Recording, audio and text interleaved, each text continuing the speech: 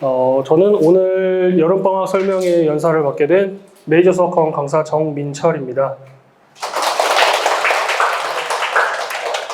일단 당연히 많은 분들 앞에서 하니까 떨리긴 한데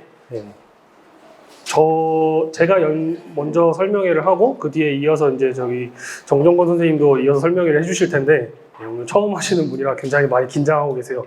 이따가 많이 박수 쳐주시길 부탁드리겠습니다.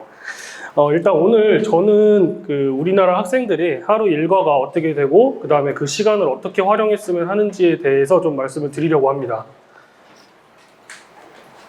일단 저는 저희 반 학생 어머님들은 다 아시겠지만은 저 이 동네 출신이라서요. 내정초, 내정중, 낙생고 졸업했고요. 고대를 졸업했습니다. 일단 제가 오늘 말씀드릴 순서가요. 오늘 저희 반 학생들한테 물어봤을 때 하루 일과가 어떻게 되는지 30명 전부한테 물어보진 못했는데 한 20명 가까이는 물어봤거든요. 그래서 평균적으로 하루 일과가 어떻게 되는지 물어본 거에 대한 거를 먼저 말씀드리고 그 다음에 초등학생은 조금 빼고 중고등학생들이 어떻게 하루를 보내야 될지에 대해서 좀 말씀을 드리고 싶어서 준비를 해봤고요. 그 다음에 자습이랑 그 다음 집중력에 관한 거에 대해서 좀 말씀을 드려보도록 하겠습니다. 일단 그래도 초등학생들한테도 한번 물어봤습니다. 몇 시에 일어나는지. 그래서 초등학생 한 3명, 4명한테 물어봤더니 한 7시 반에 일어난다고 하더라고요. 그럼 학교는 몇 시까지 가냐 하니까 9시에 간다. 9시까지만 들어가면 되니까 7시 반에 일어나면은 시간이 굉장히 널널하죠. 근데 7시 반이라는 게 정말 빨리 일어나는 친구였고 보통은 한 8시쯤 일어나더라고요. 근데 되게 신기한 게 이따가 말씀드리겠지만 중고등학생이 더 늦게 일어납니다. 어쨌든 그렇게 해서 초등학생들이 2시 한 반쯤, 2시 반에서 늦는 친구들 한 3시에 이렇게 학교를 하는 친구들도 있더라고요. 그래서 저희 반에도 3시 수업인데 가끔 늦을 때가 있어요. 근데 그 친구는 물어보면은 이게 특별 활동이나 아니면은 회의하거나 그런 것 때문에 늦는 거지 학교 수업 자체가 늦게 끝나는 건 아닌데 그러다 보니까 이제 초등학생들이 한 3시부터 시작을 해서 7, 8시까지 학원에 있는 거죠. 중간에 밥을 먹는 시간도 있을 거고 아니면 아예 7시에 와서 그때 저녁을 먹는 친구들도 있을 텐데 그러니까 그 시간이 지나고 나면 이제 집에 와가지고 씻고 좀 놀다가 그러고 나서 한 10시, 11시쯤 잔다. 대부분이 이제 그렇게 얘기를 하더라고요.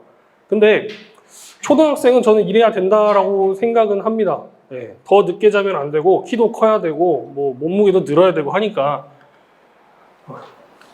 근데 문제는 중학생부터 학교를 똑같이 9시에 가는데 7시 반 기상이라고 써놨지만 아까 말씀드린 대로 최소 30분 이상 늦게 일어나요. 특히 학교 앞에 사는 애들은 더 늦게 일어납니다. 8시 반에 일어나는 애도 봤어요. 그래갖고 학교를 8시 40분에 간다 그러더라고요. 그럼 너 10분 안에 먹고 씻고 하는 게 가능하니? 라고 물어봤더니 여학생인데 머리를 안 감는데요. 전날 저녁에 감는데요. 그러니까 남자들은 이게 짧고 땀도 많이 나고 하니까 꼭 아침에 감는 게 습관이 되는데 여학생들은 안 감기도 한다. 그래서 좀 공감은 못 해주긴 했지만 어쨌든 학교를 9시에 똑같이 등교를 하는데 이제 학교 시간이 조금 늦어지죠. 3시, 4시. 근데 대부분의 저희 반 중학생들도 보면은 3시, 4시에 학교를 하고 집에 가서 잠깐 간식을 먹다던가 하고 학원을 바로 오게 되죠. 그래서 그때부터 4, 5시부터 학원이 시작돼서 10시면 학원이 끝나고 집에 가서 그럼 몇 시에 자냐라고 물어보면 12시에서 2시. 그러니까 스펙트럼이 되게 길죠. 12시부터 2시까지. 애들마다 너무 천차만별이더라고요. 어떤 친구는 12시만 돼도 자는데 어떤 친구는 2시, 3시가 돼도 안 잔대요. 그럼 그 시간 동안 뭐 하냐라고 물어보면은 숙제한대요. 근데 제가 봤을 때는 숙제를 했으면은 그 정도가 아닐 텐데 이게 숙제를 한 게 맞냐라고 물어봐도 자기는 했다고 하니까 일단 믿어야죠. 어쨌든 간에 2시, 3시 이때 자는 애들이 정말 많더라고요. 근데 웃긴 거는 고등학생도 마찬가지입니다. 하루 일과가 똑같아요. 고등학생은 좀 더 늦게 자는 친구는 3시, 4시에 자는 친구들도 있고요. 시험 기간 되면은. 자, 근데 초등학생 같은 경우는 제 기준에서 생각을 해봤을 때 그 하루에 공부에 쓰는 에너지가 본인이 갖고 있는 게 100이라고 했을 때 학교나 학원에서는 7, 80% 정도를 온전히 쏟아야 된다라고 생각을 합니다. 그래서 학교에 가서 졸지 않고 집중하고 저 선생님이 뭘 얘기하는지 귀 기울여 듣고 그 다음에 그거에 대해서 본인이 해야 될 앞으로 숙제나 아니면 수행평가나 준비하는 것들을 자기가 기억해야죠. 엄마가 기억하는 게 아니라. 그런 것들에 대해서 집중을 쏟는 게 7, 80%가 되고 남는 시간이 그냥 저는 노는 시간이라고 생각을 합니다. 그러니까 초등학생은 숙제를 저도 많이 한번 시켜봤는데 너무 버거워해요.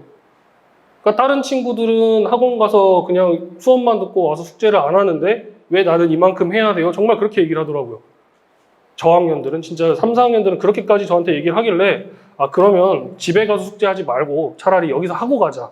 그러니까 저희 학원 이따가 뭐 시스템 설명을 해드리겠지만은 2시간 수업을 하고 뒤에 2시간 자습을 할 때 초등학생은 그때 보통 숙제를 많이 시킵니다. 테스트를 보는 것보다는 차라리 숙제를 해라. 그러고 나서 고학년 같은 경우는 근데 이제 얘기가 달라지죠. 5학년, 6학년이면 이제 내후년이면 중학생이 돼야 되니까 조금씩 집에서도 공부라는 걸 해야 된다라는 인지를 주기 위해서 일부러 숙제를 조금 더 내줍니다. 학원에서 할 수 있는 것보다 조금 더. 그럼 집에 가서 1시간 또는 30분 내로 할 수 있는 분량만.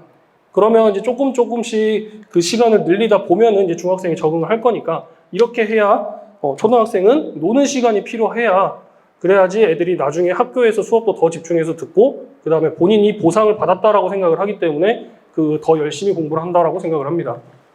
근데 중학생 같은 경우는 학교 또는 학원에서 쓰는 집중력이 한 60% 정도 본인의 에너지의 60% 정도를 쏟아야 된다라고 생각을 합니다. 수업을 듣는 것뿐만이 아니라 이제 앞으로는 공부해야 될 것도 많아지기 때문에 뒤에 나오는 숙제 30, 40% 나머지 에너지는 숙제하는데 쏟아야죠. 그러니까 수업을 듣는 것만으로는 본인께 될 수가 없죠. 그렇기 때문에 집에 가서 반드시 숙제를 꼭 해야 된다라고 강조를 할 거고요. 그리고 나서 노는 시간은 본인 할 거 다 하면 본인 할 거를 다 하면은 정말 너 마음대로 놀아라. 실제로 저희 반 제가 중학생 어머님들한테 제일 부탁드리는 게 중학생들한테 복습해라 또는 예습해라 라는 거를 말하지 말라고 말씀을 드려요. 왜 그러냐면 자습, 복습, 예습. 저 어머님들한테 궁금한 게 자습, 복습, 예습 중학생들 혹시 집에서 시키면 하나요? 여기 중학생 부모님들 계시죠? 하나요? 절대 안 하죠. 불가능합니다. 불가능해요. 왜냐하면은 얘네들은 자습, 복습, 예습을 시키고 나서 그 시간 동안에 뭘 하냐면 엄마가 안 보면은 핸드폰을 꺼내죠. 그리고 나서 열심히 뭐 서칭을 하죠. 그리고 나서 친구들과의 관계를 또 유지하죠. SNS를 통해서. 예, 제가 가끔 친구들한테 그 학생들한테 물어봐요. 왜 이렇게 SNS를 하냐? 그럼 뭐 친구들이랑 이걸로 연락을 해야 된대요. 그래갖고 뭐 아는 친구들이랑 연락하는 건 너 학교에서도 맨날 보지 않냐? 그렇게 물어봐도 또 해야 된대요. 뭐 이렇게 좀 멀리 떨어진 친구도 해야 되고. 그래서 제가 애들한테 우스갯소리 너 정치인 할 거냐고. 아, 정치인 할 거면 계속 해라. 인맥을 쌓아야 되니까. 근데 그게 아니면은 좀 줄여라라고 얘기를 하는데 그러니까 자습, 복습, 예습을 할 시간을 주게 되면은 애들이 그 시간에 유튜브를 본다던가 그냥 SNS를 합니다. 의미가 없는 시간이 돼버려요. 차라리 그 시간에 그냥 놀으라 그래요. 어차피 네가 그거 네 의지로 보는 게 아니니까 그냥 놀으라고. 그러면 얘네들은 나중에 공부를 해야 되는데 어떻게 해야 되냐. 어차피 지금 다들 학원을 다니고 있는데 학원에서 내주는 숙제가 솔직히 수학학원 다닐 때 현행보다 항상 한 단원 못해도 한 학기 정도는 앞에를 나가고 있죠. 모든 학원 선생님들이 웬만하면은 무조건 선행을 조금씩은 나가려고 할 겁니다. 그래야 나중에 시험 대비할 때 선생님들도 편하거든요. 그 말은 이미 학원에서 다들 애들이 예습을 하고 있는 거나 마찬가지예요. 그래서 저는 중학생들한테 제발 부탁하는 거는 너한테 따로 책을 보라 또는 예습을 해라 이런 건 바라지도 않는다. 숙제 내주는 것만 잘해와라. 어차피 그 숙제 자체가 선행을 하고 있는 거고 그 숙제만 완벽하게 하면은 네가 예습하는 거를 완벽하게 머리에 넣고 가는 거기 때문에 더 추가로 바라지 않습니다. 실제로 저희 반에서도 잘하는 친구한테 한번 물어봤어요. 집에 가서 너 내가 내주는 거 말고 또 푸는 거 있냐? 그랬더니 푸는 거 없대요. 그러면 너 수학 다 끝나면 뭐 해? 그랬더니 그럼 뭐 영어 숙제 하죠. 영어 숙제 끝나면 국어 숙제도 해요. 그럼 그거 끝나면 과학 숙제 해요. 그러니까 애들이 숙제만 하다 끝나요. 하루가. 그럼 너는 안 놀아? 그랬더니 놀기는 하는데 주말에만 조금? 그러니까 지금 중학생들의 현실입니다. 평일에 놀 시간이 없어요. 그렇다고 주말에 놀 시간이 있냐? 저번에 원장님이랑 뭐 이런 얘기 저런 얘기 하다가 나왔는데 토요일 날 학원에서 모의평가를 보게 되면 중2, 중3, 고1은 참석률이 굉장히 높아요. 근데 제가 중1 담당인데 중1 그 시험 공지가 한 달 전에 나갔는데 2명 왔어요. 학원에 중1이 그렇게 많은데 2명 왔어요. 그럼 다른 중1들은 왜 안 왔냐? 그 시험이 별로 안 중요하냐? 연습이 필요 없냐가 아니라 바빠요. 저희 반의 중1들한테도 온 애가 없어가지고 물어봤어요. 왜 안 왔냐고. 그랬더니 그 시간에 전부 다 학원이에요. 뭐 수학 뭐 빼고 이제 나머지 뭐 국어, 영어, 뭐 과학, 심지어 논술, 어떤 친구는 줄넘기 학원도 다니더라고요. 네. 별의별 학원을 다 다니니까 중1이 제일 바쁩니다.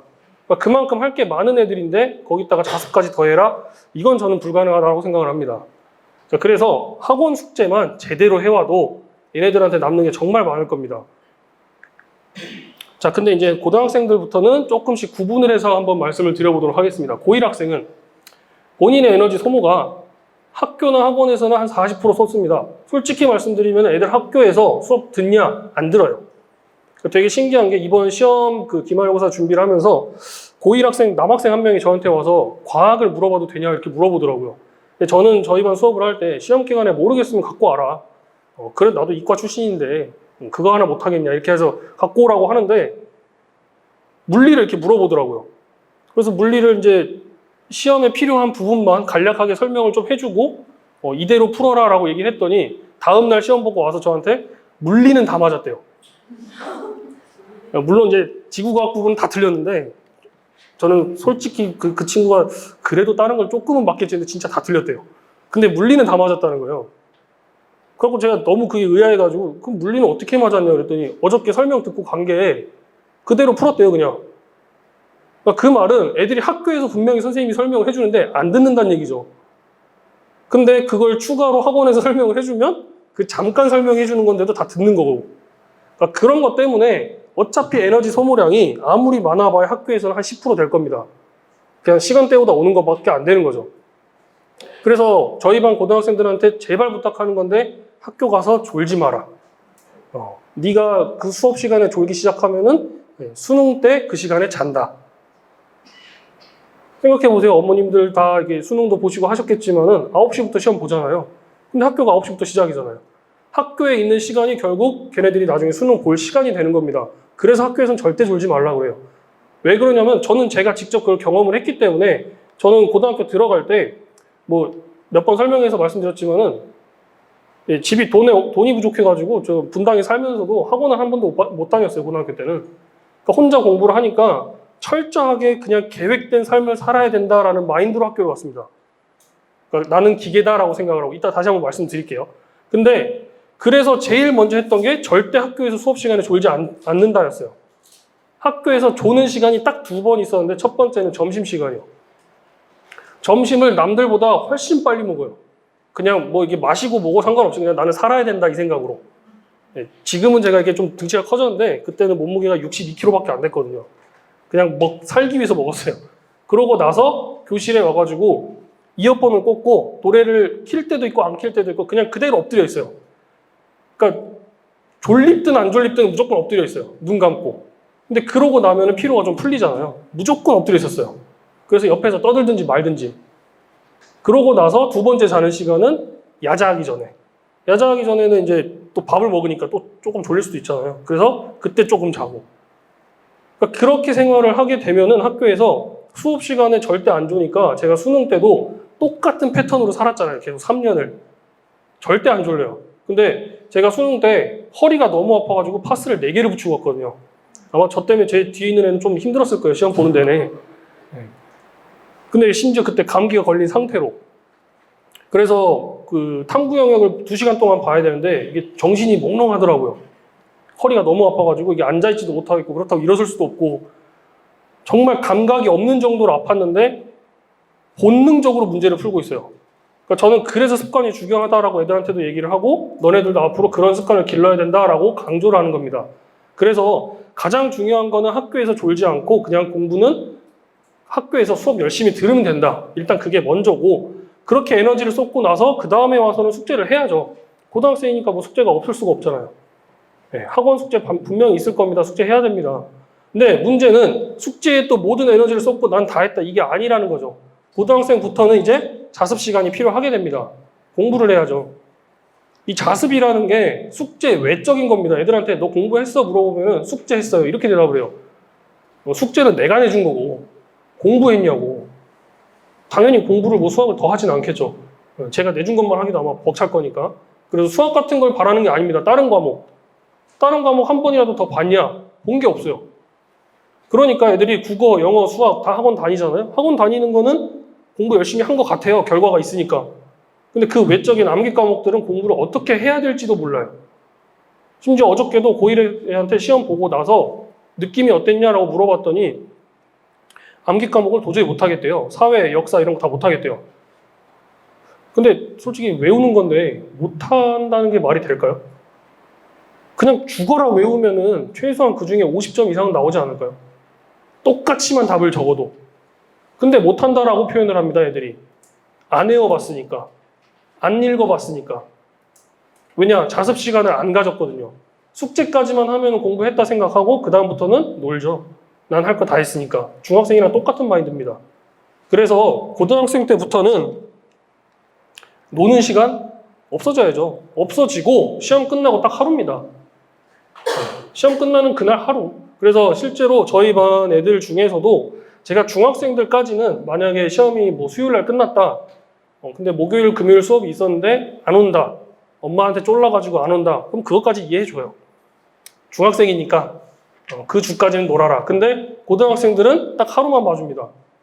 그 다음날 안 오면 전화해가지고 제가 욕을 해버려요. 네가 사람 새끼냐고. 네가 지금 그 점수를 받고 노는 게 지금 가서 친구들이랑 노래방 가서 마이크 잡고 있는 게 말이 되냐고. 근데 그럼 고2 학생들은 학년이 올라갔죠. 에너지 소모하는 게 학교가 더 줄어요, 이제는. 왜? 학교에서 하는 선생님이 설명해 주는 게 너무 빨라요. 너무 빨라요. 그러니까 그거에 에너지를 100% 쏟아봤자 어차피 다 못 받아들여요. 결국 나머지는 집에 와서 자습을 해야 됩니다. 전부 다 심화 과정으로 바뀌잖아요. 그러니까 수학 같은 경우도 현 고1 애들을 기준으로 하면 수원, 수투 당연히 난이도가 올라가겠죠. 근데 과학 같은 경우도 전부 다 원과목으로 바뀌죠. 난이도가 훨씬 올라갑니다. 그러니까 당연히 수업 시간에 모든 걸 이해를 못합니다. 그러니까 자습 시간이 50%, 내 에너지를 50%를 쏟을 정도로 늘어나야 됩니다. 그러면 얘네들은 언제 노냐? 그잖아요. 지금 에너지 다 썼잖아요. 뭘 놀아요, 놀기는. 그런 게 어디 있습니까? 고2부터 놀지 말아야죠. 제가 어저께 고1 그 학생들한테 답답해서 좀 그런 얘기를 했어요. 제가 고등학교 때는 고등학교 2학년을 딱 올라갔을 때 선생님들이 자주 들어와서 저희들한테 해주셨던 말씀이 니네가 이제 내년이면 고3이다. 니네가 내년이면 수능이다. 수험생이다. 이 얘기를 정말 많이 들었어요. 근데 요즘 선생님들은 그런 말을 안 한대요. 근데 보세요. 저희 때 고2 때 니네가 수험생이다. 이렇게 얘기를 했는데 못 가서 재수를 하죠. 제 친구들도 재수한 친구들 정말 많거든요. 네, 저는 어찌어찌 해가지고 이제 뭐 운이 좋게 뭐 수학과학 점수가 좀 잘 나와서 갔지만은 저랑 비슷했던 애들 그때 이제 제가 불수능 보고 나서 재수한 친구들 정말 많았는데 이래나 저래나 요새 뭐 고3을 한 2년 잡고 시작하는 거랑 마찬가지잖아요. 그러니까 고2 때 얘기를 해도 2년 잡으면 고3 때 끝나는 거예요. 근데 요즘 애들은 고3이 올라가야 본인이 수험생이라고 생각을 해요. 고3이 돼야. 그럼 고3부터 나는 수험생이다 시작을 하면은 마음 잡는 데만 1년 걸리고 그래서 1년 또 하는 거죠. 돈 낭비, 시간 낭비죠. 아니, 물론 그 1년이 뭐 다들 이제 쭉 지나와 보시면 알겠지만은 1년이 별거 아니긴 하죠. 심지어 뭐 남학생들은 이제 군대도 한 2년 갔다 오고 해야 되니까 그 1, 2년이 큰 건 아니긴 하지만 그래도 그 1년을 벌었다라고 생각을 하면은 뭔가 내가 좀 더 이렇게 성취감을 느낄 수 있는 거기 때문에 전 저희 반 애들한테 내 사전에 우리 반 학생은 재수는 없다 이렇게 얘기를 하거든요. 네. 실제로 전에 학원에서 가르쳤던 고3 애들도 재수는 안 시켰어요. 전부 다 어떻게든 대학은 보냈어요. 뭐 그게 서울에 있는 좀 이름이 좀 떨어진 학교든 아니면 잘 가는 학교든 이래나 저래나 무조건 재수는 안 시키고 다 보내버렸습니다. 그러니까 그런 마인드로 공부를 해야 대학을 한 번에 가겠죠. 재수를 안 하고. 그래서 곧 있으면 내가 수험생인데 라는 마인드를 가지면서 하다 보면은 당연히 노는 시간이 없다라고 생각을 하겠죠. 자, 그리고 고3 학생들은 수업 듣는 거에 에너지 쏟을 여력이 별로 없어요. 어차피 이미 고2 과정을 거치면서 배울 건 다 배웠습니다. 학교에서 선생님이 설명하는 거 이미 학원에서 다 설명 들은 거고 인강으로 다 봤던 거고 그러니까 학교에서는 강조하는 거, 시험에 나올 것 같은 거 이런 것만 위주로 듣는 거죠. 그러면서 자습 시간이 70% 이상이 돼야 됩니다. 혼자 공부하는 시간이 70% 이상이 돼야 그게 모든 게 다 내게 되는 거죠. 그럼 노는 시간? 당연히 없죠. 네, 제가 고3 때 했던 거 아까 말씀드린다고 했던 게 바로 이겁니다. 저는 고등학교 입학할 때 제가 아까 말씀드린 것처럼 누구한테 도움을 받을 수가 없는 상황이었기 때문에 스스로 마음가짐이 뭐였냐면 나는 사람 새끼가 아니다 이러고 들어갔어요. 정말로. 입학할 때. 그럼 사람이 아니면 기계란 얘기잖아요. 기계가 노는 거 보셨습니까? 기계가 전원 스위치 돌려놓고 작동을 시작하면 계속 일하죠. 그러다가 전원 끄면 그냥 꺼져 있는 거죠. 저는 이렇게 항상 애들한테 표현을 해요. 저도 그렇게 생각을 한 게 내가 전원을 꺼지는 건 자는 시간. 근데 기계한테 플러그를 꽂아주든 뭐 기름을 넣어주든 돌려야 될 거 아니에요. 먹는 시간, 돌아가는 시간. 딱 이 세 개만 있다고. 그러니까 제가 지금 여기에는 고3이라고 써놨지만 저는 고1 때부터 그런 마인드로 살았습니다. 그래야 차라리 나는 어차피 기계인데 뭘 놀아. 이런 마인드가 그냥 포기해버리게 되거든요. 그래서 어떻게 했냐면 고1 때 저희 아버지한테 얘기를 했어요. 핸드폰이 있었는데 고장이 났거든요. 그러니까 전화는 되는데 화면이 잘 안 보여요. 그래서 저희 아버지한테 진짜 그때는 그냥 혹시나 하는 마음에 고쳐줄 거나 새로 사줄 거 아니면 없애버려라 이랬어요. 제가 먼저. 네. 저는 그냥 던져본 거죠. 새로 사줄 줄 알고. 근데 다음날 왔더니 없어져 있더라고요. 네. 그래서 결국에는 3년 동안 그냥 없이 살았어요. 근데 요즘 학생들한테 핸드폰을 없애라 이거 좀 불가능하죠. 왜? 학교에서 모든 공지가 다 핸드폰으로 오잖아요. 그래서 핸드폰을 없애는 것까지 힘들지만은 제가 어저께 고1 학생한테 얘기했던 게 그 요새 뭐 공심폰 이런 거 있잖아요. 그런 걸로 바꾸는 게 어떻겠냐. 그렇게 그냥 저도 또 던져봤거든요. 근데 애가 하는 말이 자기도 이번 시험 기간에 공부를 하면서 느꼈던 게 국영수는 그래도 중요하다라고 생각을 하니까 핸드폰이 있어도 하게 된대요. 근데 그 외적인 과목들을 하려고 하면은 얘가 옆에 있으면 나도 모르게 손이 간대요. 그래서 시험 직전에는 그거를 아예 밖에다 내놓고 했다 그러더라고요. 그래, 그게 맞다. 근데 그럴 거면 차라리 핸드폰 바꿔라. 그렇게 얘기를 했던 거죠. 그래서 고등학생이 되면은 되도록이면 일단 저는 그 일반적인 스마트폰은 없는 게 맞다라고 생각을 합니다. 자, 그래서 결론적으로 그럼 학년이 올라갈수록 중요한 거는 자습이죠. 계속 강조드리고 싶은 게 자습입니다. 자습. 점점 올라가야 돼요. 자습 시간이. 자, 그러면 지금부터는 이제 과목별 공부에 대해서 좀 말씀을 드릴 겁니다. 과목별 공부에 대해서 국어, 영어, 수학이랑 사탐, 과탐 크게 나눠서 이렇게만 얘기를 할게요. 수능 과목이니까. 혹시 어머님들 중에 이 차이가 뭔지 아실 것 같으신 분? 국영수랑 사탐, 과탐. 국영수는 중요한 거, 사탐, 과탐은 조금 덜 중요한 거. 대학 갈 때 점수 반영 많이 되는 거, 50점짜리 시험지들. 네. 국어, 영어, 수학은 공부할 때 수업을 하는 사람이 앞에서 아무리 잘해도 그 학생들한테 받아들여지는 거는 결국 30, 40%밖에 안 됩니다. 왜냐하면 자습이 그만큼 많이 필요한 과목이에요. 자, 근데 사탐이나 과탐 같은 경우는 수업이 50, 60%를 차지해요. 즉 수업을 하는 사람이 되게 명료하게 잘 설명을 해주면 못해도 듣기만 해도 50%가 남는다는 얘기예요. 반대로 그럼 자습은 40%에서 50% 정도만 하면 되겠죠. 이것 때문에 나타나는 게 수학, 국어, 영어, 수학은 해도 안 된다라고 느껴요. 왜? 애들은 수업만 들어요. 그러니까 100%를 공부를 해야 하나를 다 배운 건데 30%만 공부하고 했다라고 생각을 하니까 당연히 시험 보면 점수가 안 나오겠죠. 그러니까 해도 안 된다라고 생각을 합니다. 쟤네들이랑 얘네들의 큰 차이점이 뭐냐면 국영수 같은 경우는 듣는 건 듣는 거지만은 개념이 중요한 게 아니라 본인의 능력이 더 중요해요. 그럼 본인의 능력을 키울 시간이 필요하잖아요. 그 능력을 키우는 건 자습을 하면서 키워야 된다라는 겁니다. 국어, 영어, 수학은 뭐 말 안 해도 아시겠지만은 개념 듣는다고 다 아는 거 아니잖아요. 응용을 어떻게 하냐? 그게 중요한 거죠. 근데 영어, 국어라고 다를까요? 아니죠. 영어, 국어 단어 아무리 많이 알고 뭐 사자성어 많이 알고 뭐 비문학, 지문 아무리 외운 거 많아도 그걸 읽고 내가 어떻게 해석했냐 그게 중요한 거죠. 본인의 능력이 더 중요한 과목들입니다. 그래서 자습 시간이 훨씬 많이 필요한 과목들인 거고요.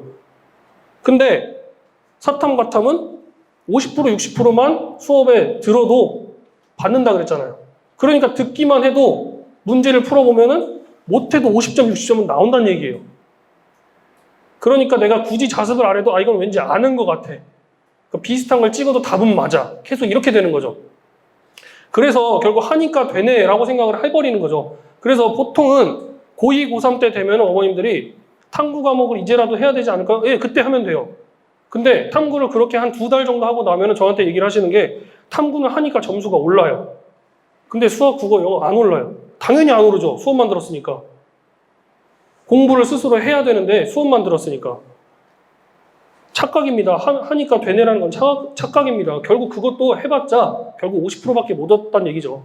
결국 자습은 해야 돼요. 모든 과목에 대해서 자습은 필요하지만 사탐, 과탐 같은 경우는 개념이 강한 과목이고 외워야 될 게 어느 정도 양이 많은 과목이다 보니까 그래서 넣어주는 방식에 따라서 달라지는 거다라고 말씀을 드리는 거죠. 그러니까 제가 저희 반 이과 관련은 이제 고등학교 1학년 친구들한테 애들이 물어봐요. 과탐 어떻게 공부했냐고. 당연히 이제 저는 뭐 혼자 공부한 것도 있지만은 과탐 같은 경우는 아까 말씀드렸던 것처럼 개념이 중요하다 보니까 제가 아무리 책으로 봐도 혼자 독학을 하려면 그게 이해가 안 돼요. 근데 저는 수학은 올 독학으로 했습니다. 혼자서. 그러니까 정석 펴놓고 진짜 정석이 떨어질 때까지 봤어요. 모든 그 정석 책들이 다 너덜너덜해질 때까지. 읽고 또 읽고 모르겠으면은 뒤에 것도 보고 막 앞으로 왔다 보고. 근데 과탐은 해도 그게 안 되는 거죠. 책을 봐도 연계가 안 돼 있잖아요, 잘.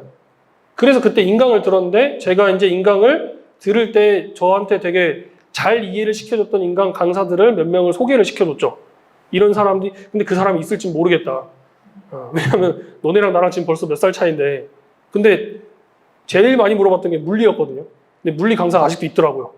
지금 촬영 중이라서 이름을 말씀드릴 수는 없고 혹시 궁금하시면 나중에 따로 말씀드리겠습니다.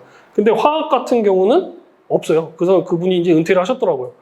예. 어쨌든 화학은 또 지금 잘하시는 분들 많으니까 어쨌든 그렇게 잘하시는 선생님들한테 들으면은 훨씬 더 많은 효율을 가지고 공부를 할 수 있다라는 것을 말씀을 드리고 싶습니다. 자, 그러면 계속 강조하는 게 지금 자습인 건데 자습이란 게 뭐냐? 자습이 뭘까요, 어머님? 우리 여기 혹시 고등학생 어머님 계실까요? 안 계시나요? 다 중학생? 자, 제가 생각하는 자습은 수업을 듣거나 숙제를 하면서 모르는 부분을 더 찾아내는 겁니다. 그러니까 수업을 들을 때나 숙제를 할 때 하다 보면 모르는 게 생기겠죠. 그럼 모르는 거 와서 학생들이 저한테 많이 질문을 합니다. 근데 그 모르는 거 질문하는 게 잘못됐다는 게 아니라 질문을 하려고 별표를 쳐놨으면은 본인이 어떻게 풀었는지, 어떻게 풀었는데 뭐가 막혔는지 그 풀이 과정을 전 써오라 그래요.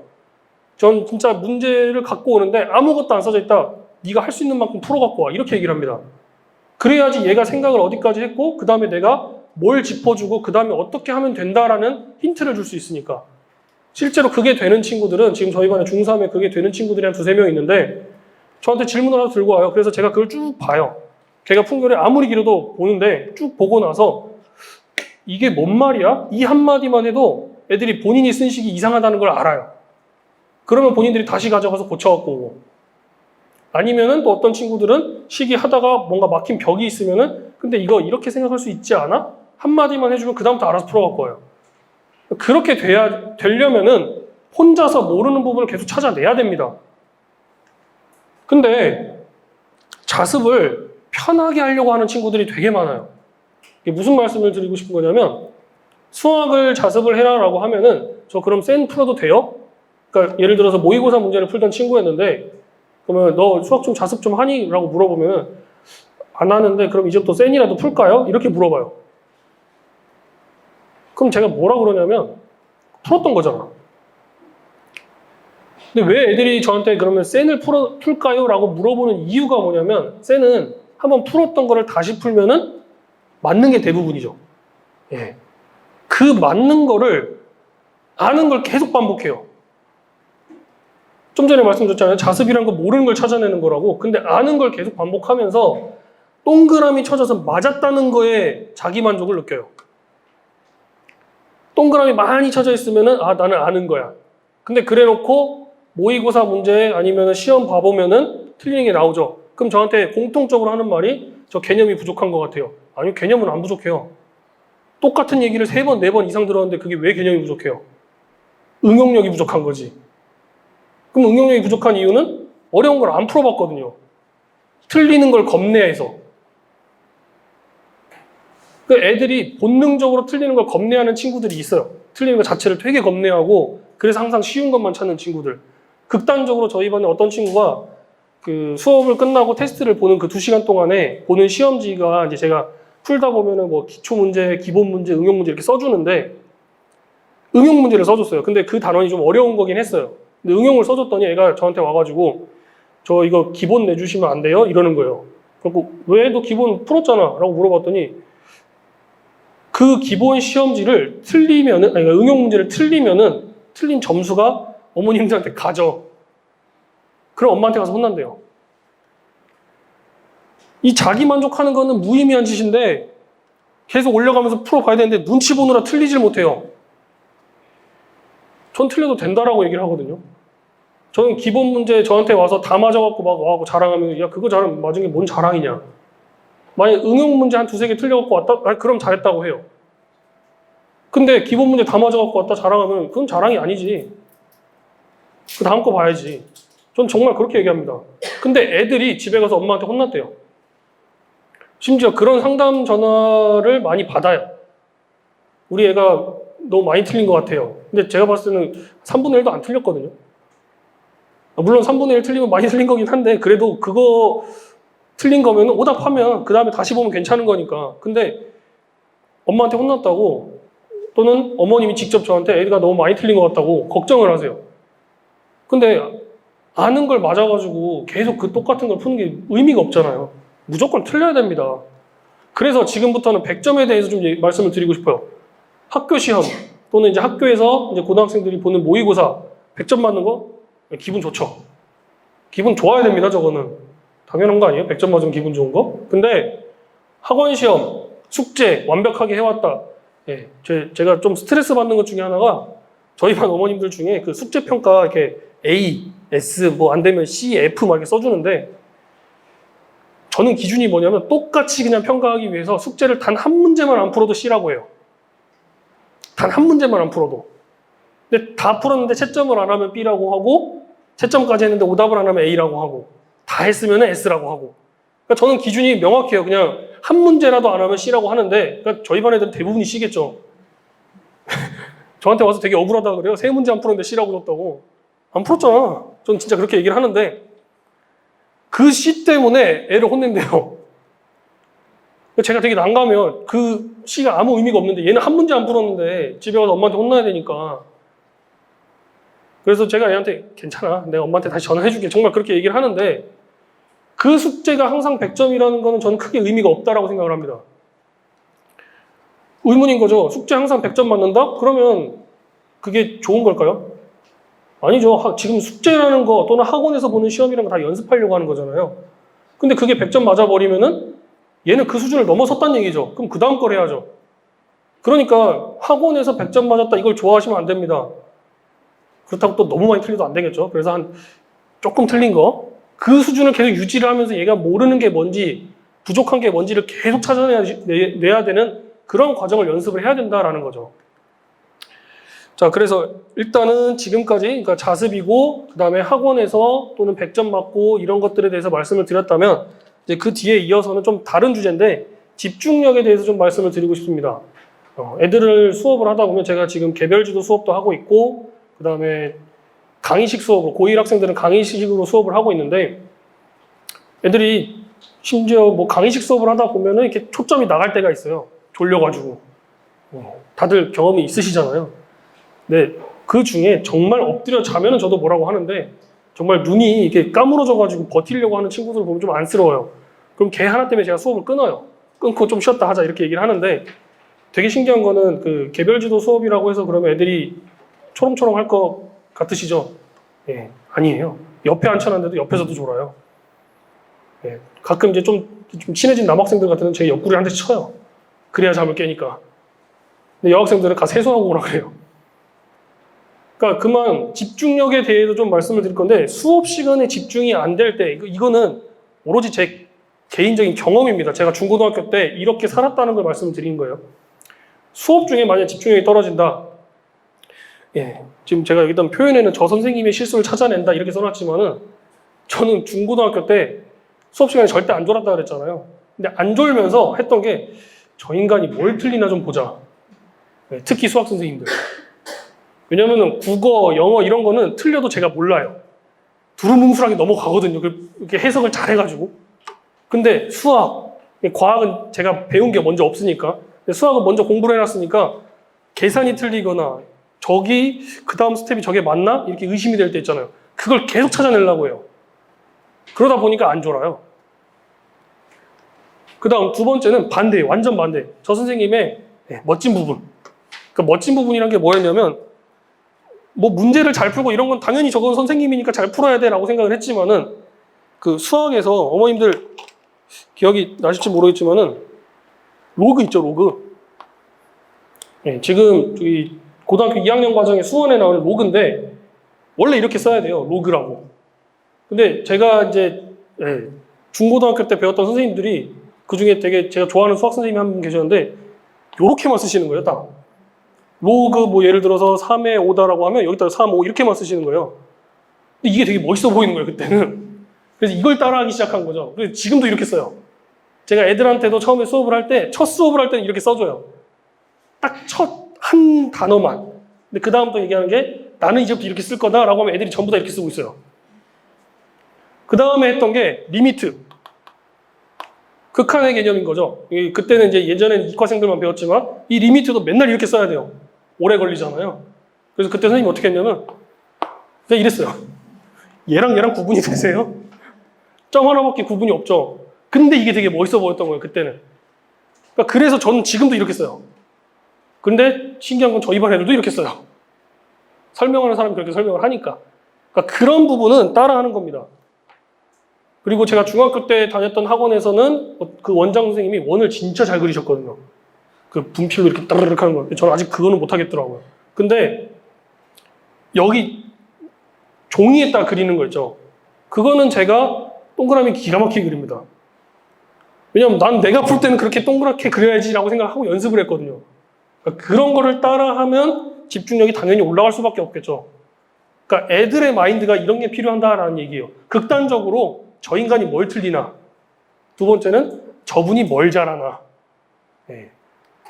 그 다음 딴 생각이 들 때는 메모지를 미리 갖다 놔요. 그러니까 저는 메모지를 따로 뭐 이렇게 예를 들어 포스트잇 이런 게 아니라 제가 몇 번 설명회 때 보여드렸던 건데 이게 제가 이제 고등학교 때 쓰던 스케줄러였거든요.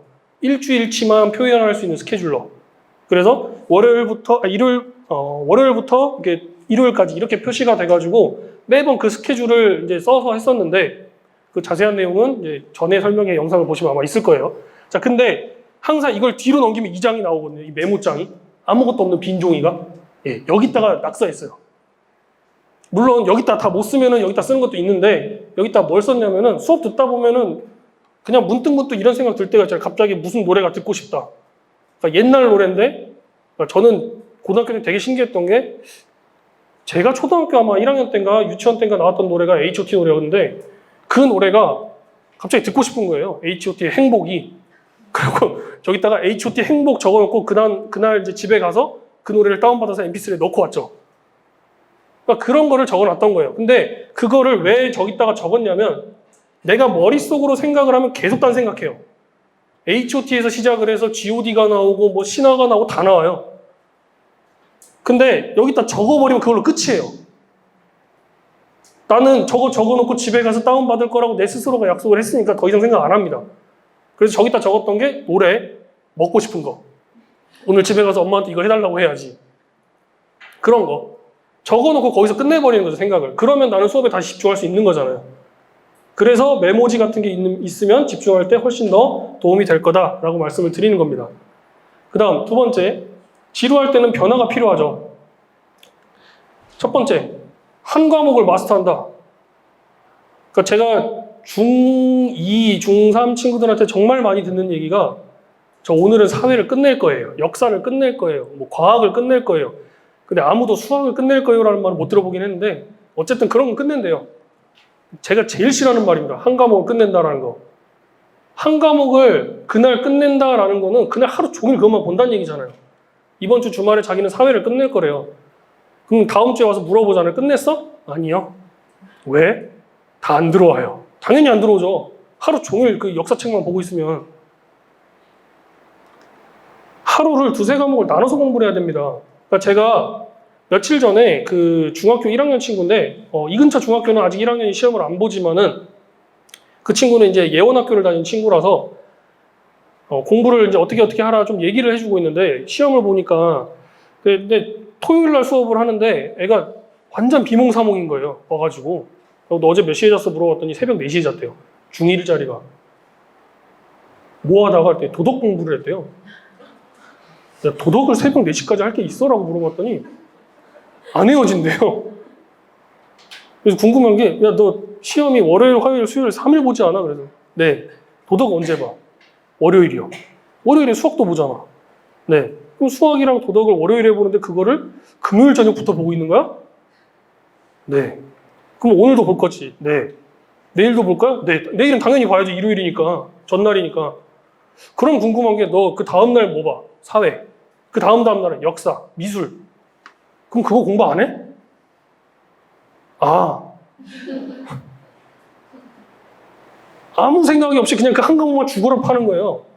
그래서 제가 뭐라 그랬냐면, 야, 반대로 가야 된다고. 주말이 껴있을 때는 금요일 날은 어차피 토요일 날 학교를 안 가니까 금요일 날은 수요일 거 공부를 해야 되는 거고, 토요일은 화요일 거 공부를 해야 되는 거고, 일요일 날 월요일 거 공부하는 거라고. 그제서야 이제 걔가, 아, 이러는 거예요. 그래갖고 그 다음날 제가 카톡을 보냈어요. 공부했냐고. 네, 미술 공부했대요. 참 착실하게 시키는 대로 하는 애잖아요. 반대로 했잖아요. 시험 잘 봤어? 잘 봤대요. 거 봐. 그리고 새벽 4시에 또 잤어? 아니요. 1시에 잤지? 네. 시키는 대로는 참 잘해요. 중1 애들이 참 장점이에요. 그러니까 어쨌든 하루를 두세 과목을 나눠가지고 그 미술, 뭐 사회 뭘 해도 상관은 없는데 나눠서 해야죠. 그래야 집중력이 오래 가죠. 하나만 주구장창 파면 그게 끝납니까? 절대 안 끝납니다. 그래서 나눠서 해라 라는 말씀이고요. 두 번째, 장소를 변화시켜 보는 거죠. 제일 중요한 게 아까 자습이라고 말씀을 드렸는데 자습도 한 자리에서 하다 보면은 사람이 진짜 엉덩이 뭐 날 것 같아요. 허리도 아프고. 그래서 자습을 뭐 요즘 애들 스터디 카페 많이 가잖아요. 집에서는 안 된다고 스터디 카페를 가잖아요. 스터디 카페 하다가 또 안 되면 저는 학원으로 오라 그래요. 학원에 와서 옆에 강의실 빈대 가서 하라고. 거기 없으면 여기 테스트실 저 뒤에 구석에 자리 내줄 테니까 가서 하라고. 장소를 바꿔가면서 하는 거죠. 한 자리에서만 하면 어차피 머리에 다 안 들어옵니다. 자세도 바꿔보는 거죠. 앉아서만 하지 말라고. 앉아서 하면은 뭐 다들 경험이 있으실지 모르겠지만 고3 때 되면 허리 아픕니다. 저도 고3 때 침 맞으러 많이 다녔어요. 그래서 계속 앉아 있어야 되니까. 특히 여학생들은 더 많이 힘들어해요. 그래서 자세를 좀 바꾸라고. 근데 바꾸라는 게 자세 바꾸라고 했더니 앉아가지고 다리를 이렇게 꼬고 있다 이렇게 바꾸는 거예요. 야, 그러면 허리가 S자가 되겠다. 그렇게 해라. 그렇게 했더니 그건 아닌 것 같은데. 그래갖고 제가 말하는 자세를 바꾸라는 거는 앉아서 했으면은 그 다음은 서서 해보라고요. 서서 이런 거 있잖아요. 학원에 오면 이거 있어요. 강의실마다 있습니다. 심지어 저희 반에는 2개 있어요. 이거. 하나는 제가 쓰고 하나는 애들이 쓰고. 서서라도 하는 겁니다. 뭐 수학이야 당연히 이러고 풀어야 되니까 좀 힘들 수 있지만은 외우는 거는 서서 외울 수 있잖아요. 서서라도 하는 겁니다. 자세를 바꿔가면서. 그 다음 인풋이 아웃풋이 돼야 됩니다. 수업을 듣고 공부를 한다는 거는 결국 다 인풋이죠. 공부의 80%, 90%는 다 인풋이 돼야 됩니다. 근데 들어가는 것만이 답은 아니죠. 나와야죠. 그렇기 때문에 나오라는 게 무슨 말이냐면 공부한 거를 입으로 중얼중얼 외워보라고요. 특히 암기 과목들 할 때 집에서 중얼중얼 그냥 외우라고 했어요. 문 닫고 외우라고. 입으로 말하면서 누구한테 설명하듯이. 근데 아까 좀 전에 말씀드렸던 그 중1 있잖아요. 제가 어저께 그 학생 어머님이랑 통화를 했는데 그 학생이 갑자기 주말에 집에서 혼자 방문 닫고 뭘 계속 꿍시렁대더래요. 그리고 어머니 그거 제가 시킨 거예요 했죠. 진짜로 걔는 또 꿍시렁 됐나 봐요. 미술사가 어떻고 뭐 다 얘기를 했대요. 근데 그러니까 훨씬 더 잘해줬고 그래서 시험을 더 잘 봤다 이렇게 얘기가 나오는 거니까 어쨌든 아웃풋하는 시간이 필요한 겁니다. 수학도 마찬가지예요. 수학은 아웃풋하는 방법이 뭐냐면 학교 가서 친구들한테 알려주면 돼요. 친구들이 물어보는 거나 그런 게 있으면 같이 풀어보다가 자기가 알려주면 됩니다. 아니면은 막말 옆에 동생 앉혀놓고 동생이 알아듣든지 말든지 그냥 얘기하라고 해요. 그것도 못하겠다. 그러면 혼자 그냥 가상의 인물을 세워놓고 설명하라고. 그렇게 한 번만 해보면은 그 수학 내용은 전부 다 본인께 됩니다. 그러니까 아웃풋하는 과정이 정말 중요한 거죠. 그 다음 세 번째, 집중력 자체가 떨어질 때 사람이니까 집중을 한 3시간, 4시간 하다 보면 당연히 떨어지겠죠. 예, 그때는 시간 단위로 미션을 부여하는 거죠. 저 같은 경우는 1시간 안에 뭔가 끝내면은 고등학교 때 한 30분 정도 그냥 미드 보려고 그랬어요. 그 당시에는 이제 그 PMP 있어가지고 PMP로 엄마 몰래 미드 보기. 나만의 약속, 나만의 보상. 엄마는 모르고. 그래서 시간 단위로 미션을 부여해서 보상을 해준다라는 것. 그 다음 마지막, 불안함. 불안감이 있으면은 집중력이 떨어질 수밖에 없습니다. 근데 이거 제가 꼭 말씀드리고 싶은 것 중에 하나인데, 저희 반 친구들이 되게 많이 하는 말이야. 쌤 또는 엄마, 저 다음 주가 시험인데 큰일 났어요. 어떡해요? 막 이렇게 말해요. 근데 저도 되게 잘 안 되는 거긴 한데 애한테 이렇게 얘기를 합니다. 뭘 어떻게 빨리 해? 그 고민할 시간에 빨리 해 라고 얘기를 하는데, 사람은 누구나 불안하면 당연히 거기에 집중할 수가 없죠. 어찌 보면은 당연한 말이에요. 불안하니까, 시험이 불안하니까 집중력이 떨어지는 거고 더 효율은 떨어지는 거고, 그래서 이런 말을 하면 안 된다라고 하더라고요. 대신에 차라리 그 시간에 잘한 사람은 이렇게 했대, 이런 성공 사례들을 알려주는 거죠. 그러니까 어머님들은 그런 공부를 하셔야 돼요. 잘한 사람이 그때 어떻게 극복을 했는지 그런 사례들을 잘 기억해 놨다가 애가 그런 얘기를 하면 그때그때 그런 얘기를 해주시는 거죠. 저희 엄마는 맨날 EBS를 보고 있었더라고요. 제가 고등학교 때, 저 학교 가 있을 때. EBS에서 뭐 수능 만점자가 어떻게 했던 공부 방법, 이런 거를 저한테 얘기를 해줬었어요. 물론 제가 그거를 다 따라한 건 아니지만은 그런 걸 얘기를 해주면은 아, 그거 그렇게도 할 수 있는 거구나라고 저도 받아들인 게 있기 때문에, 그래서 그런 사례들을 좀 얘기해 주시는 게 좋을 것 같습니다. 그래서 이거는 그냥 명언인데, 어리석은 사람은 자기가 할 수 있다고 착각합니다. 저희 반 애들한테 그래서 착각하지 말라 그래요. 본인들은 다 할 수 있대요. 근데 착각하지 말라고. 그리고 현명한 사람은 선배들의 지혜로부터 배운다, 이런 말이 있기 때문에 성공한 사례들을 많이 얘기를 해주시면서 그렇게 한번 해봐라, 강요는 하지 마시고 그냥 해봐라 라고 정도만 얘기를 해주시면 학생들한테 많은 도움이 될 것 같습니다. 네, 감사합니다. 저는 오늘 여기까지 할 거고요. 그 다음에 이어서 정종건 쌤이 설명을 하시도록 하시겠습니다.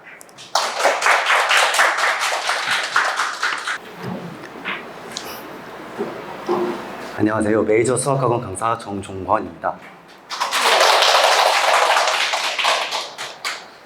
이번 시간에는 메이저 수학학원 여름방학 특강을 어떻게 진행하는지, 그리고 메이저 수학학원 시스템이 어떻게 진행되는지, 그리고 내신 대비를 어떻게 진행하고 있는지 설명드리도록 하겠습니다. 일단 저는 한동대학교 전자공학과를 나왔고, 근데 이제 저를 개인적으로 한마디로 표현하자면 그냥 수학에 진심이었던 학생이었던 것 같습니다. 그러니까 제가 원래 그 공부 쪽이 아니라 예술 쪽에 진학을 하려고 그 피아노를 많이 쳤었어요. 근데 그러다가 이제 집안이 그렇게 좀 이렇게 많이 보탤 수 없어가지고 제가 뒤늦게 중2 때부터 공부를 시작하게 됐거든요.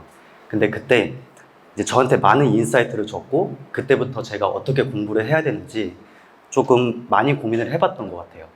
그래서 제가 이때부터 수학 공부를 시작하고 중학교, 고등학교, 대학교 때까지 이제 계속 아이들을 가르치고 어떻게 해야 아이들을 이렇게 수학 공부를 잘하게 만들 수 있을까, 이런 고민들을 정말 많이 해왔던 것 같아요.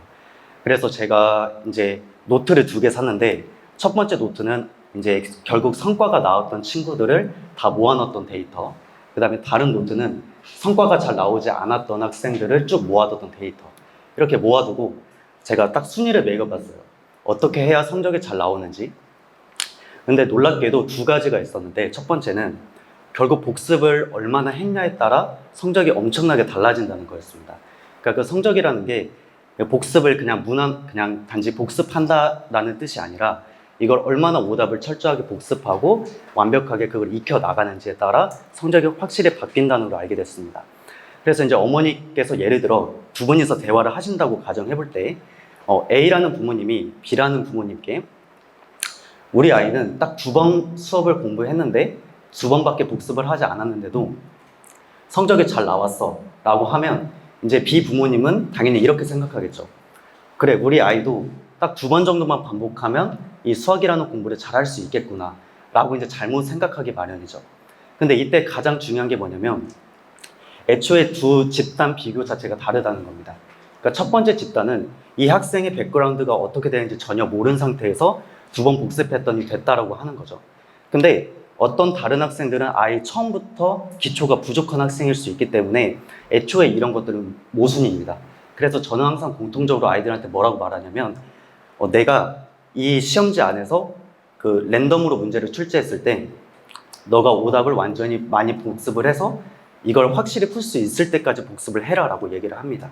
근데 이 말은 복습을 최소한 어느 정도 해야 되냐면 같은 문제집을 가지고 3번 정도 복습을 해야 그게 이루어지거든요. 그리고 오답을 많이 한다라는 게 결국 쉽지 않은 일이기 때문에 학생들이 이걸 주의 깊게 듣고 행한 사람들은 성적이 잘 나왔던 분들이 많았습니다. 그래서 제가 첫 번째로 이걸 강조드리고, 두 번째로 가장 중요했던 게 뭐였냐면 결국 스스로 본인이 문제를 해결하는 시간이 충분히 확보돼야 된다는 겁니다. 그래서 당연히 이렇게 생각하겠죠. 유명한 강사들의 강의를 들으면 성적이 오를 것이다 라고 잘못 착각할 수 있겠지만 그러면 다 누구나 성적이 잘 나오겠죠. 근데 제가 가르쳤던 학생들은 제가 어떻게 많이 강조했냐면 너는 너가 스스로 문제 푸는 시간들이 정확히 확보되어야 된다라고 얘기를 많이 했습니다. 그리고 사실 이 암기라는 거를 수학이랑 동일시할 수는 없지만 내가 지식을 이렇게 구체화시키는 게 가장 중요한 건 암기를 할 때도 내가 어떤 역사 과정을 외울 때 이걸 그냥 머릿속으로 기억하고 읽고 듣고 쓰고 반복하는 것이 아니라 결국 내가 이걸 아는 지식을 가지고 빈 백지에 끄집어냈을 때 그게 암기가 되는 거거든요. 그래서 수학이라는 과목도 마찬가지입니다. 내가 어떻게 이 문제를 고민하고 충분히 성취했던 경험이 있던 학생들만이 수학을 확실히 올릴 수 있습니다. 그래서 저는 이 두 가지를 일단 먼저 강조하고요. 그래서 저는 아이들이 쉽게 포기하지 않는 끈기는 강사라고 많이 표현을 했습니다. 그리고 저는 일단 아이들과의 관계를 먼저 우선시하고, 그리고 당연히 혼낼 때는 혼내면서 너는 이때 이런 것들을 잘못했어. 그러니까 저는 객관적으로 말을 하거든요. 그러니까 제 성격 자체가 F긴 한데 학생들을 가르칠 때는 완전 T처럼 이성적으로 아이들을 가르치려고 합니다. 그래서 혼낼 때도 진짜 강하게 혼내요. 그러니까 제 인상이 좀 착해 보일지 몰라도 저기 상담실 들어가면 제가 이제 숙제를 예를 들어 안 했거나 이런 상황들이 있을 때 저는 진짜 얼굴이 확 변하면서 너 지금 이거 잘못 공부하는 거야. 이렇게 정확하게 얘기를 해줍니다. 그래서 이제 전 학원에서도 이제 저는 아이들이 잘 떠나가지 않는 경우가 많았어요. 왜 그런지 모르겠지만 이제 제가 아이들도 느꼈나 봐요. 저의 진심을 느꼈는지 혼내더라도 지금까지도 연락을 해주면서 지내는 학생들이 많거든요. 그래서 저를 한마디로 말하면 쉽게 포기하지 않는 끈기는 강사라고 보시면 될 것 같습니다. 여러분들이 가장 궁금해하실 방학 특강에 대해서 설명드리도록 하겠습니다. 일단 이 메이저 학원 시스템은 개별 맞춤 특강으로 진행됩니다. 학생마다 전부 다 그 배경 지식도 다르고 이번 방학 때 어디부터 시작해야 될지가 다 다를 텐데 이거는 주로 그 담임 선생님과 미리 상담을 해서 앞으로 어떻게 이번 방학을 진행할 거다 이렇게 로드맵을 짜서 진행을 하는데 방학 시작부터 짜는 게 아니라 많은 선생님들이 그 전부터 방학 때 더 많은 효과를 내기 위해서 조금 더 많이 나가기 위해서 미리미리 고민을 하고 미리미리 그 특강을 짜게 됩니다. 그래서 저희는 주 5일 방학 특강인데 이게 사실 진짜 힘들어요. 성인이 된 저도 뭐랄까 월화수목금 매일 와서 수학 공부하는 건 정말 어렵다고 생각이 들거든요. 근데 이렇게 딱 방학에 열심히 수학 공부했던 경험이 있으면 일단 자신감도 쌓게 되고 그 자신감이 수학적인 자존감도 높아지게 돼서 결국 성적이 올라가는 사례가 되게 많거든요. 그러니까 제가 아까 말씀드렸듯이 저는 예고 준비생이었기 때문에 수학이라는 과목을 깊게 공부해 본 적이 많이 없었어요. 근데 이제 방학이라는 이 기간이 얼마나 골든타임이냐면 방학 때 내가 어떻게 공부하냐에 따라서 결국 그 다음 2학기 성적과 그 다음에 내신 대비할 때 그 상황들이 엄청나게 많이 달라진다는 거죠. 그래서 저는 이 주 5일 방학 특강을 엄청 강조드립니다. 그래서 저는 이때가 가장 큰 변화라고 생각하고 힘든 만큼 얻어가는 것이 많다라고 생각합니다. 그래서 저는 이제 학부모님들 상담할 때 그 방학 특강 때 어떤 얘기를 많이 드리냐면 예를 들어 이런 경우가 있어요. 어떤 학생이 이번에 기말고사를 봤는데 시험을 잘 못 본 경우가 있겠죠. 그럼 저는 방학 때 어떻게 하라고 얘기하냐면 일단 학원을 많이 다니지 말라고 얘기합니다. 왜냐면 방학 때는 사실 수학 하나만 집중해서 공부해도 이 수학이라는 과목을 딱 이해하기가 굉장히 어렵다는 거죠. 그래서 특히 고등학교, 중학교 상담을 할 때 어떻게 하냐면 국영수사, 그러니까 예를 들어 4과목을 전부 다 학원을 다니다. 저는 무조건 말립니다. 그러니까 어머니께 전화를 해서 직접 만나서라도 이렇게 하면 안 된다라고 얘기를 많이 드려줘. 근데 이게 왜 그러냐면 사실 국어, 영어 혹은 영어, 수학, 수학, 국어 이렇게 딱 두 가지만 방학 때 집중해서 공부해도 사실 공부할 게 너무나 많습니다. 근데 수학을 못하는 그 학부모님의 아이라면 이렇게 수학만 공부시키는 게 오히려 더 효과적일 수 있습니다. 그래서 제가 이걸 또 왜 강조하냐면 추석 때는 2학기 때는 추석도 있고 또 2학기가 시작하다 보면 축제도 있고 뭐 아이들이랑 놀기도 해야 되고 다른 과목도 공부를 해야 되기 때문에 이 방학 때 수학을 열심히 해놓지 않으면 내신 때 굉장히 큰 어려움을 겪을 수 있습니다. 그래서 이 부분을 알아주시면 될 것 같고 또 한 가지만 더 말씀드리고 싶은 게 이번 기말고사 출제된 경향성을 보면 중학교 때 학교 프린트도 많이 나오고 그래서 좀 쉬운 학교도 있었지만 고등학교는 대체적으로 방학 때 열심히 공부하지 않으면 해결할 수 없는 문제가 너무나 많습니다. 요새 경향은 이 분당과 서울 기출, 그 다음에 강남 기출들을 쭉 보게 되면 결국 이 수학적인 본질을 깨달아야 문제를 풀 수 있는 문제가 되게 많거든요. 그래서 방학 때 애매하게 공부를 하게 되면 절대 고등학교나 중학교에서 좋은 성적을 낼 수 없기 때문에 이 방학 때 많은 유형을 복습해서 변화를 느낄 수 있도록 저희가 짜고 있습니다. 그래서 이제 여름방학 강의 특강에 대해서 잠깐 소개를 드리자면 이 첫 번째는 수학화를 좀 응용했던 학생, 그 다음에 수1을 기본으로 쭉 돌린 학생, 그 다음에 수2는 아예 처음부터 나갈 학생들의 대상으로 강의가 나와 있고 이때는 개학 후에도 강의식으로 이어지는 예비9일 강의 수업입니다. 자, 그리고 이때 수학화는 어떻게 진행하냐면 보통 기출풀이를 계속 풀고 그 다음에 수1 같은 경우는 학기 중에 이걸 복습할 수 있도록 이제 교재가 나가고요. 그 다음에 수2 같은 경우는 개념부터 천천히 다지도록 하는 그런 수업입니다. 그 다음에 이제 두 번째 수업 같은 경우는 일단 목표가 그겁니다. 방학 때 시간이 굉장히 짧기 때문에 이 방학 월화수목금 빡세게 수학을 공부해서 딱 몰입해서 어느 정도 성과를 내고 싶든 그런 분들께 추천을 드리고 굉장히 힘들 거예요.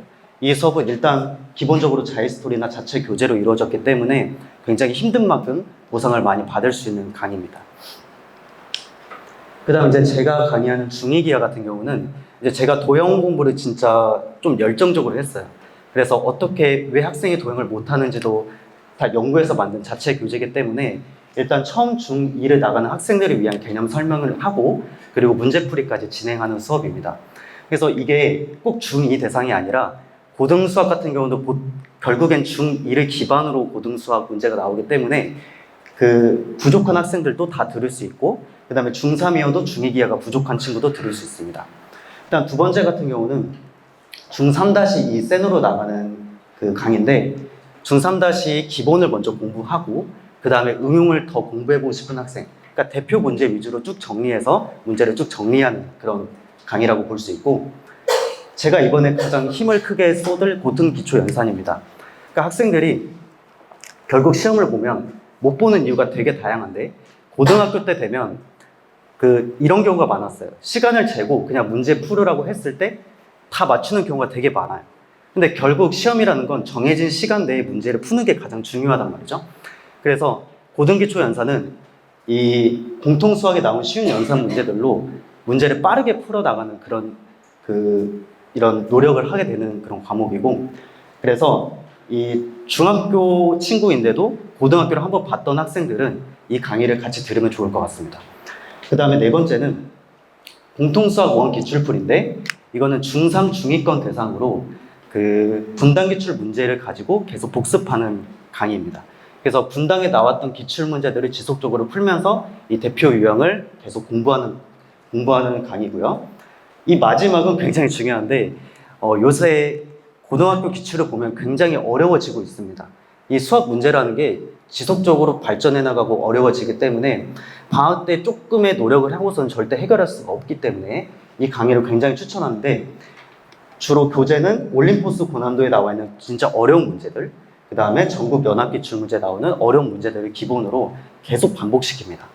그래서 이 강의를 마지막으로 이거는 선생님들과 함께 개별 상담도 진행할 수 있고 나중에 또 궁금하신 사항이 있으면 전화로 저희 여기 데스크에 물어봐 주셔도 됩니다.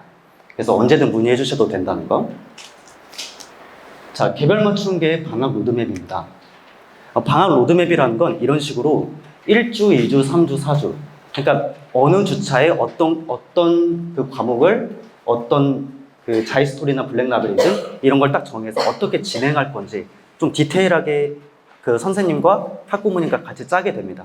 그래서 1주 동안 공부한 내용을 가지고 어머니께 어떻게 진행이 됐고 이런 피드백도 드리고요.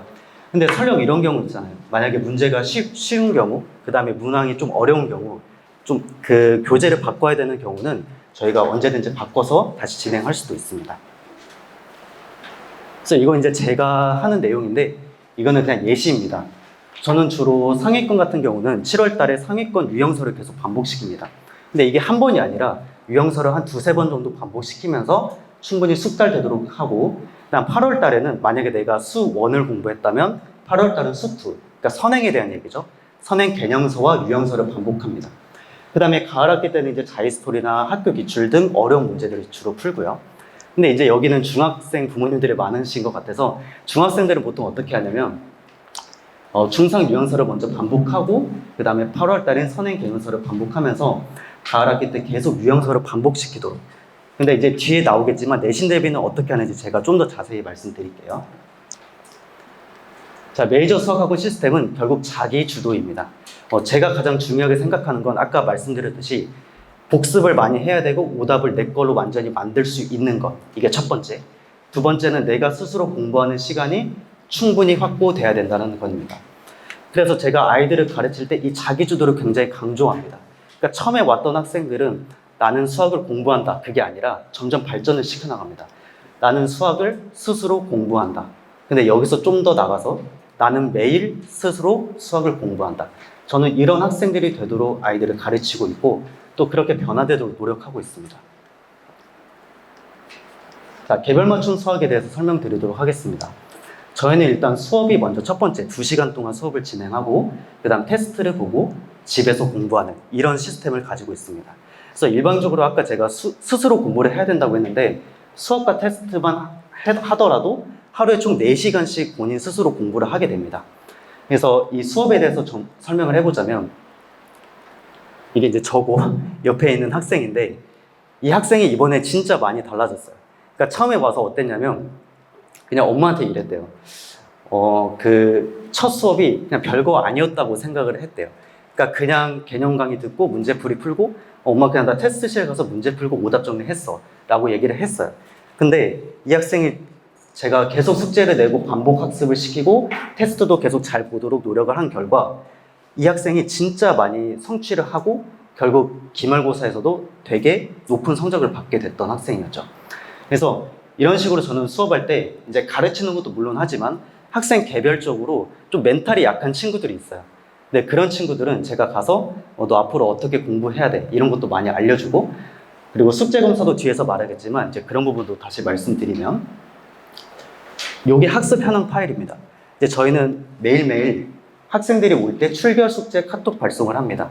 그러니까 어머니들이 궁금하실 수 있잖아요. 학생이 언제 오는지 궁금하고 어느 정도 성취도를 가지고 공부하는지도 궁금할 수 있고, 그 다음에 테스트를 이 학생이 봐서 몇 개 맞았는지 이런 것도 궁금할 수 있으니까 이걸 전부 다 포함해서 카톡을 보내드립니다.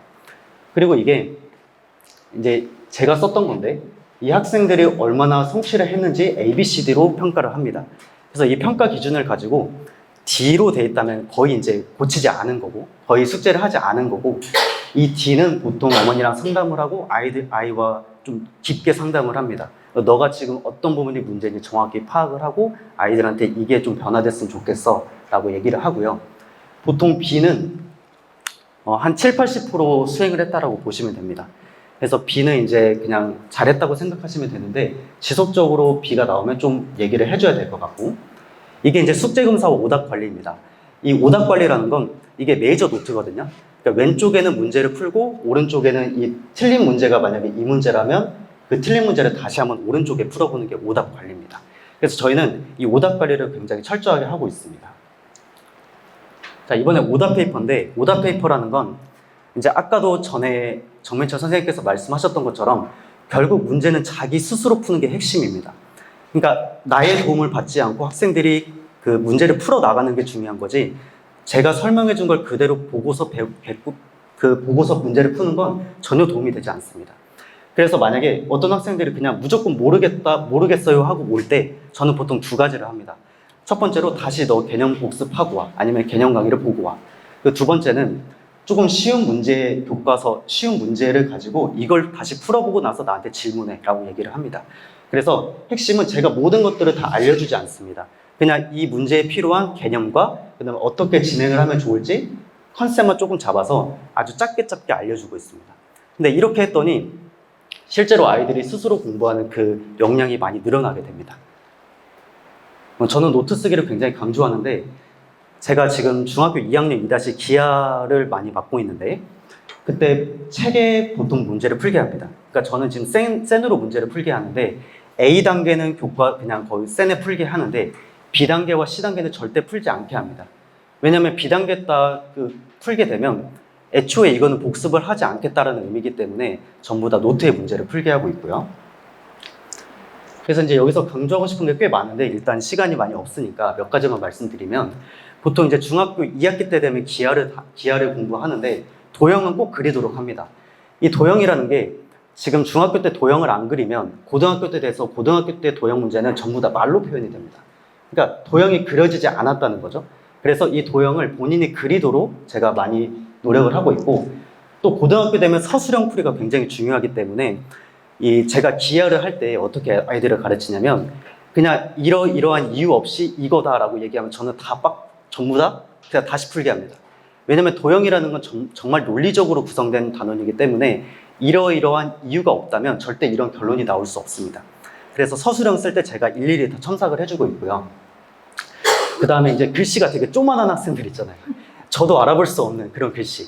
근데 이럴 때 일단 너의 포인트를 높여줘라고 얘기를 합니다. 일단 글씨를 크게 써야 내가 어떤 글씨를 쓰는지 알 수 있잖아요.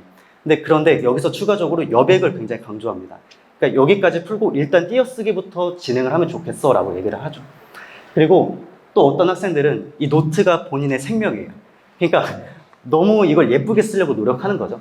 근데 저는 이거 완전 반대입니다. 왜냐면 예쁘게 쓰면 이 글씨 속도가 굉장히 느려지기도 하고 결국 내신 대비를 할 때 이 속도 때문에 문제를 많이 못 푸는 경우가 많기 때문에 이 부분도 제가 강조를 많이 하고 있습니다.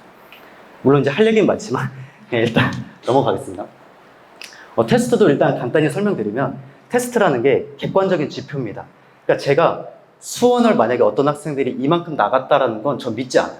그러니까 수원을 가지고 결국 테스트를 봤을 때 몇 점을 맞느냐가 이 학생이 수원을 얼마나 알고 있느냐에 따라 달라지기 때문에 무조건 테스트를 봐서 이 학생이 어느 정도인지 확인을 하게 됩니다. 그래서 저희 메이저 학원은 테스트가 진짜 많아요. 근데 여기서 저는 메이저 테스트에 대해 간단히 소개를 하자면 메이저 테스트는 기본, 기초, 응용, 심화로 구성되어 있습니다. 근데 기본이랑 기초는 센 A단계와 B단계 대표 문제로 구성되어 있고 응용은 센 B단계의 가장 어려운 상문제, 그 다음에 심화는 센 C단계로 구성되어 있습니다. 그래서 이런 것들을 주로 반복해서 문제를 풀게 하는데 이 메이저 테스트의 가장 큰 효과는 보통 이제 어머님들은 오답 관련된 문제들만 다시 모아서 시험을 봐야 된다고 생각을 하잖아요. 근데 연구 결과에 따르면 내가 몰랐던 문제들과 오답을 함께 섞었을 때 그 효과가 가장 극대화된다고 합니다. 그래서 실제로 아이들을 보면 내가 첫 번째 맞췄던 학생도 두 번째 시험을 보게 되면 똑같은 문제를 틀려버려요. 그러니까 이게 뭐지? 라고 생각이 들잖아요. 그래서 결국 저희는 이 메이저 테스트를 90점 이상 넘을 때까지 계속 반복하게 됩니다.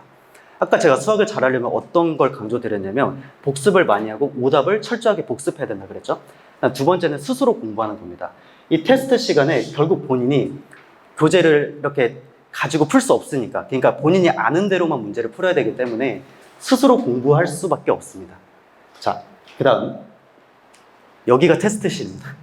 그래서 학생들이 여기를 되게 안 좋아해요. 되게 무서운 여기 그 원장쌤도 계시고 하니까 되게 안 좋아합니다.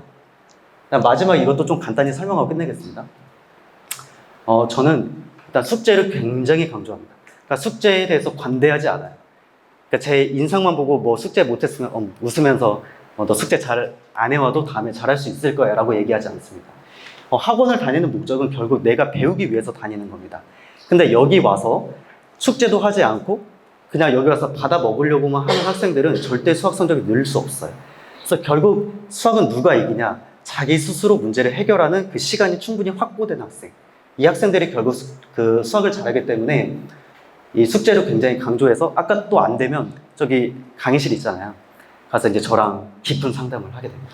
그래서 저는 이제 이거를 몽둥이 찜질이라고 부르거든요. 그래서 학생이 못하면 항상 몽둥이 찜질을 하고 있습니다. 자, 내신 대비는 모양이 이렇게 생겼어요. 이게 이제 중2, 중3, 고1. 그래서 아까 말씀드렸듯이 기본, 응용, 크리티컬 포인트, 실전 모의고사. 근데 여기서 추가적으로 잘하는 학생들은 이번에 다 그렇게 시켰어요. 심화편도 추가적으로 시키고, 심화편이라는 건 아까 센 C 단계에 나와 있는 거거든요. 그래서 심화편도 추가적으로 시키고, 이 실전 모의고사에서 강남과 서초 기출까지 모두 다 풀게 했습니다. 그랬더니 그 학생 성적이 굉장히 많이 올랐죠. 자, 워크북 크리티컬 포인트는 진짜 학교에서 많이 나오는 예제들로 구성되어 있거든요. 그래서 토픽이 주어져 있고 그 토픽에 관한 문제들이 충분히 수록되어 있고 일단 이 내용 자체가 그렇게 만만치 않습니다. 그래서 수학을 잘 못하는 학생들도 일단 내신 대비할 때 크리티컬 포인트는 무조건 풀게 하고요. 그 다음에 수학을 잘하는 학생들은 거의 한 5번, 6번 정도 반복을 시킵니다. 그 정도로 출제 비율이 높은 게 크리티컬 포인트예요.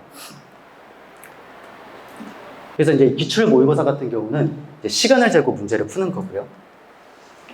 수행평가 모의고사는 저희가 이제 학교에서 공지가 나오면 그 수행평가를 가지고 회의를 해서 문제를 변형해서 학생들한테 직접 여기 테스트실에서 풀게 합니다. 그래서 많이 푸는 선생님들은 보통 3회차까지 풀게 하고요. 그래서 실제로 저희 학생은 그동안 그 수행평가를 아예 빵점을 받았던 학생이었어요. 근데 그 친구가 중3이었는데 저희 반 친구 중에 이것만 수업 시간에 복습해서 그 다음 시험을 보게 했더니 만점을 받았습니다. 그래서 이게 굉장히 효과적이라는 걸 말씀드리고 싶고 추가적으로 학교 프린트도 저희가 변형을 하거든요. 그래서 내신 대비 직전 보강 때 그걸 충분히 풀어본 학생들은 내신 때 성적을 많이 향상시킬 수 있습니다. 자, 내신 대비 주간 테스트라는 건 이런 거예요. 학생들이 지금 내 단계가 어느 정도, 내 실력이 어느 정도 되는지 평가하기 위해서 이 시험을 보는데 이제 저희가 주간 테스트를 보면 그 학생별로 몇 점인지 전부 다 이렇게 표로 만들거든요. 그래서 학생 본인의 객관적인 위치가 어느 정도인지 알 수 있습니다. 자, 모의평가라는 건 결국 실전 경험을 쌓기 위해서입니다. 아침 9시에 와서 아침에 실제 긴장된 상태에서 문제를 풀기 때문에 도움이 많이 되고요. 보통 9시에서 9시 45분까지 문제를 풀고 10시부터 1시간 동안 해설 강의를 하게 됩니다. 메이저 파이널은 예를 들어 내정중이라고 하면 그동안 내정중에 나왔던 기출문제들을 변형하고 그 다음에 자주 출제됐던 문제들을 가지고 이렇게 시험지를 만들어서 배부합니다. 그래서 이걸 PDF로 학원 홈페이지에서 다운받을 수도 있고 그 다음에 정답도 학원 홈페이지에서 받을 수 있습니다. 직전 대비 같은 경우는 그동안 오답, 워크북에 나와 있는 오답을 복습하고 학교 교과서 프린트, 역대학교 기출모음 이렇게 진행을 하는데 마지막으로 하나만 강조하고 싶은 게 직전 보강 때는 그 전에 나와 있던 학교 기출을 분석할 때 그 교과서에 나와 있는 좀 생각 열기라고 해서 되게 길게 수록되어 있는 부분이 있어요. 약간 논술형처럼. 저는 이런 부분에서 문제가 많이 나오기 때문에 이런 부분을 충분히 복습하고 시험을 보내기도 합니다. 실제로 여기에서 이제 점수가 올라가고 그래서 이제 마지막에 이제 시험지 수거해서 저희가 분석을 하기도 합니다. 나머지 소식 같은 경우는 블로그에 가서도 보실 수 있고 밴드도 있고 유튜브, 페이스북, 인스타그램 여기서 저희 소식을 확인할 수 있으니까 많이 관심 좀 가져주시면 감사하겠습니다. 감사합니다.